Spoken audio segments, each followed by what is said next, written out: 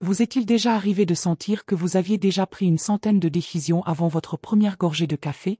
L'épuisement mental lié au choix d'une tenue, à ce qu'il faut manger au petit déjeuner, à savoir si vous devez aller à la salle de sport ou appuyer à nouveau sur snooze, ce n'est pas juste dans votre tête. Votre cerveau est littéralement vidé par ces petits choix, et en milieu de matinée, vous fonctionnez au ralenti. Et si le secret pour plus d'énergie, de concentration et de calme n'était pas une autre astuce de productivité ou une ruse d'autodiscipline? Et si c'était de moins décider en cédant au pouvoir de la routine?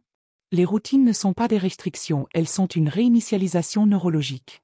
Chaque décision que nous prenons, aussi petite soit-elle, entame notre volonté et nos réserves cognitives.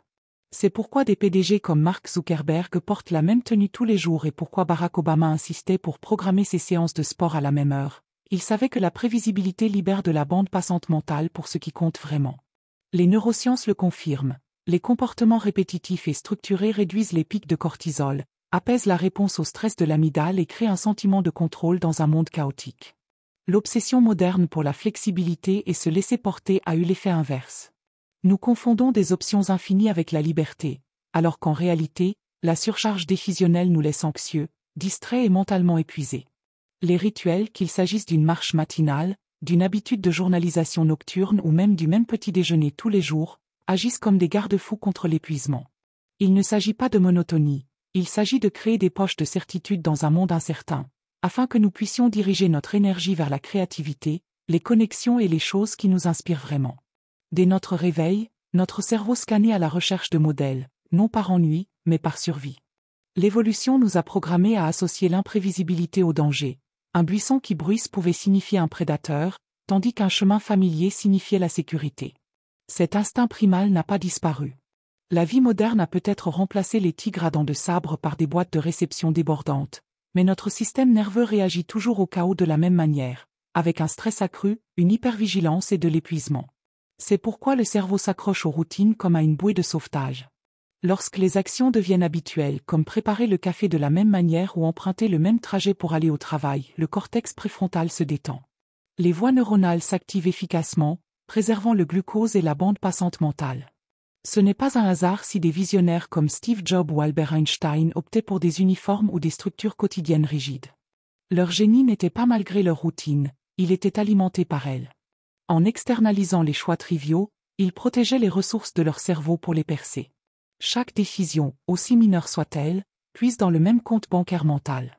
La taxe cumulative liée au choix d'un podcast, au débat sur une commande de déjeuner ou à la pesée de l'étiquette répondre à tous nous laisse cognitivement en faillite en début d'après-midi. C'est la fatigue décisionnelle en action, la version mentale de l'échec musculaire. Par exemple, les juges sont statistiquement plus susceptibles de refuser une libération conditionnelle avant le déjeuner, non parce que les dossiers sont moins solides, mais parce que leur cerveau épuisé opte par défaut pour le non plus sûr. Les routines agissent comme des garde-fous contre cette perte. Lorsque Barack Obama insistait pour programmer ses séances de sport à 7 heures ou que l'écrivain Haruki Murakami écrit aux mêmes heures chaque jour, ils ne sont pas rigides, ils éliminent stratégiquement les micro-décisions qui érodent la concentration.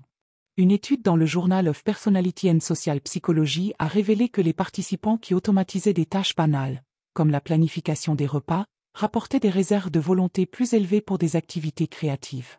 La leçon ?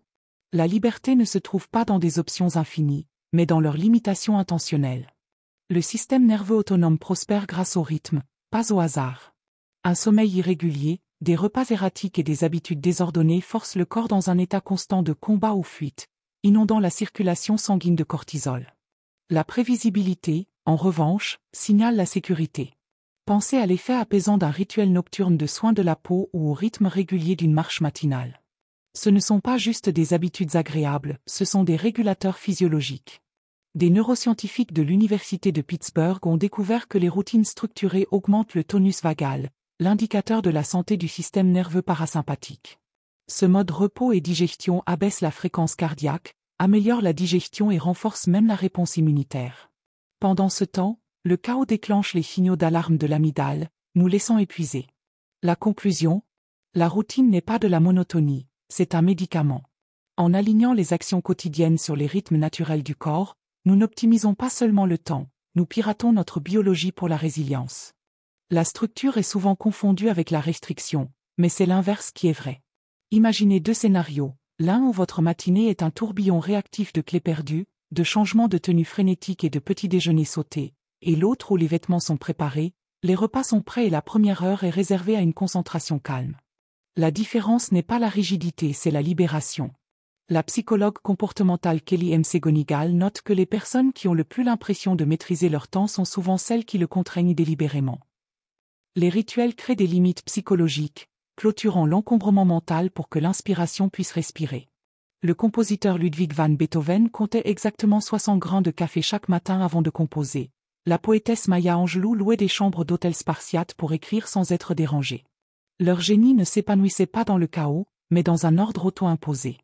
Lorsque nous confondons l'occupation avec la productivité, nous sacrifions la profondeur. La routine est l'antidote, un échafaudage qui transforme la routine quotidienne en un treillis pour le sens. Les routines les plus transformatrices ne sont pas copiées sur des gourous de la productivité, elles sont construites autour de rythmes personnels et de pardon. Commencez par une seule habitude ancre, un rituel non négociable qui ancre la journée. Pour certains, c'est 5 minutes d'étirement au réveil. Pour d'autres, c'est éteindre les écrans avant 21h. La clé est la constance, pas la complexité. Le chercheur de Stanford B.J. Fogg souligne que de petites actions répétables, comme passer le fil dentaire sur une dent pour démarrer une habitude dentaire, créent des voies neuronales durables. Ensuite, auditez les points chauds de décision. Une préparation hebdomadaire des repas pourrait-elle éliminer les regards perplexes devant le placard à 7 heures du matin? Une session de planification de 10 minutes le dimanche pourrait-elle prévenir la paralysie des tâches en semaine? Enfin, laissez de l'espace blanc. Le philosophe allemand Friedrich Nietzsche a écrit qu'il faut encore avoir du chaos en soi pour donner naissance à une étoile dansante, mais lui-même marchait quotidiennement sur le même sentier de montagne pour stimuler sa créativité. Le but n'est pas de robotiser la vie, mais de délimiter le banal pour que l'extraordinaire puisse émerger. Votre cerveau n'a pas besoin de plus de temps, il a besoin de plus d'intention. Votre cerveau n'est pas paresseux, il est brillamment efficace. Comme tout système finement réglé, il prospère grâce à la prévisibilité, pas au chaos. Les routines ne concernent pas la monotonie, elles concernent la maîtrise de votre temps, de votre énergie, finalement, de votre tranquillité d'esprit. En réduisant la taxe mentale des micro-décisions sans fin, elles vous libèrent pour vous concentrer sur ce qui compte vraiment, que ce soit la créativité, les connexions ou simplement savourer le moment présent. Alors voici la vérité finale. La structure n'est pas une cage, c'est le fondement de la liberté.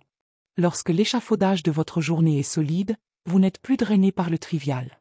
Au lieu de cela, il vous reste de la clarté, du calme et l'espace pour vraiment vivre. Le paradoxe?